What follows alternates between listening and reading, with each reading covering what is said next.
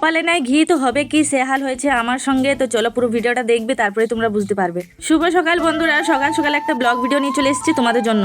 সকালে ঘুম থেকে উঠে আগে ঠাকুরকে প্রণাম করি, তারপরে আমি উঠি। তো এত ভোর আছে এখন, দেখো কত অন্ধকার আছে এখন, অনেকটা ভোর, অনেক আঁধার আছে। কটা বাজে দেখো, এখন 4:15 হচ্ছে ঘড়িতে। তো আমি ফ্রেশ হবো, তার জন্য এই যে কলগেট ব্রাশ নিয়ে নিয়েছি প্রথমে। তো ফ্রেশ হয়ে চলে আসি, তারপরে দেখাবো তোমাদেরকে কি কি কাজ করছি। এই যে আমি চলে এসেছি ফ্রেশ হয়ে, তো কাপড় ছেড়ে নিয়েছি সব থেকে প্রথমে।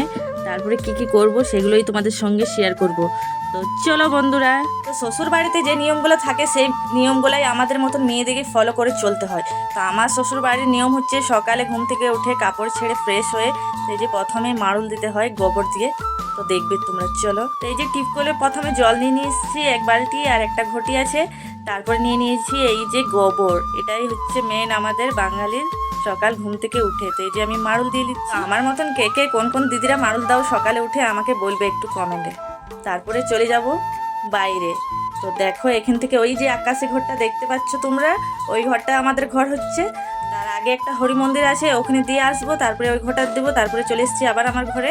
এই যে বাইর দুয়ারে মাড়ুলটা দিচ্ছি। তো মাড়ুল দিয়ে আমার শেষ। এই যে তুলসী মন্দিরটা আমাদের ধুয়ে নেবো, একবারই ধোয়া হয়ে যায়। তারপরে আমার শাশুড়িমা পুজো করবে চান টান করে। তো আমি ধুয়ে পুছে রেডি করে রেখে দিচ্ছি। আর এই যে দেখো আমার সঙ্গে কি হলো, আমি বললাম না নাই কপালে ঘি তো ঠকঠকালে হবে কি।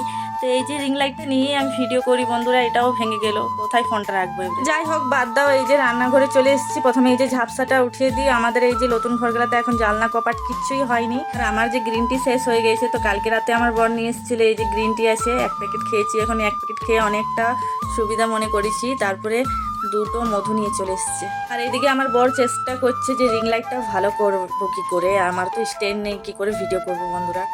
তো তারপরে আমি চলে এসেছি যে রান্নাঘরটা ভালো করে ঝাড় দিচ্ছি, ঝাড় ফাট দিয়ে নেব।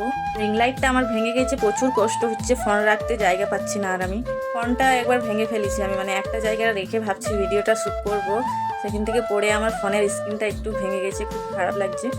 কী করবো, কিছু করার নেই। তো আমি এই যে চুলো ধরিয়ে দিয়েছি, তারপরে ভালো করে ঝাড়ফাট দিয়ে দেবো। আর অনেকগুলো বাসন আছে কালকে রাতে ধোয়া হয় নাই, সেগুলো ধুতে বসে পড়বো। আর আমার বর আমার সঙ্গে সঙ্গে ও কাজ করছে। কালকে অনেক বিকেলে কাপড় কেচেছিলাম। তো কালকে তো জানো তোমরা সবাই, অনেক জোরে বৃষ্টি এসেছিলো বিকেলবেলায়। তো সব কাপড়, একটাও কাপড় শুকোয়নি।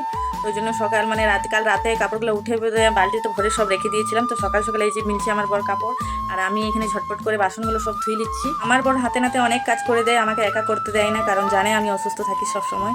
আর এই দেখো ফলগুলো কি হয়েছে, মানে রেখে দিয়েছি, ইঁদুর খেয়ে নিয়েছে পাকা খোলাবেলা। তারপরে চুলোটা ধরে গেছে, এই যে ঘরের মধ্যে রেখেছি, আর চা বসিয়ে দিচ্ছি। সবাই চা খাবে, শুধু আমি বাদ দিয়ে, আমি চা খাই না। আমি তো সকালবেলায় খালি পেটে গ্রিন টিটা খাই। তো কলাগুলো যতটুকু ভালো ছিল অতটুকু আমি একটু একটু করে সব বার করে নিচ্ছি, সব ছাল একদিকে করে দিচ্ছি, আর কলাগুলো একদিকে করে দিচ্ছি। তো আমি খালি পেটে ওষুধ খেয়ে নিচ্ছি। আর এই দেখো আমি ব্লগ ভিডিও বানাতে বানাতে ইনস্টাগ্রামেও একটা ভিডিও শ্যুট করে নিলাম। তারপরে এই যে ডিম সিদ্ধ হয়ে গেছে আমার, হাফ বয়েল ডিম। আমি একদমই খেতে পছন্দ করি না, আমার বরের জন্য আমাকে খেতে হয়। এরকম ডিম সিদ্ধ আমার একদমই ভালো লাগে না, আমি পুরোটা সিদ্ধ করে খাই। তো ওকে দিলাম একটা, ও খেয়ে নিয়েছে। তারপরে এই যে আমি গরম গরম একটা ডিম খেয়ে নিচ্ছি। আর আজকের রান্না হবে ডাল ভাত আর এই কাঁচকলা পোস্ত দিয়ে রান্না করব। তারপরে এই যে বর মশাই কাজে যাবে, ওর জন্য এই যে গরম গরম ভাত আর কলা পোস্ত বেরিয়ে। টাটা বন্ধুরা।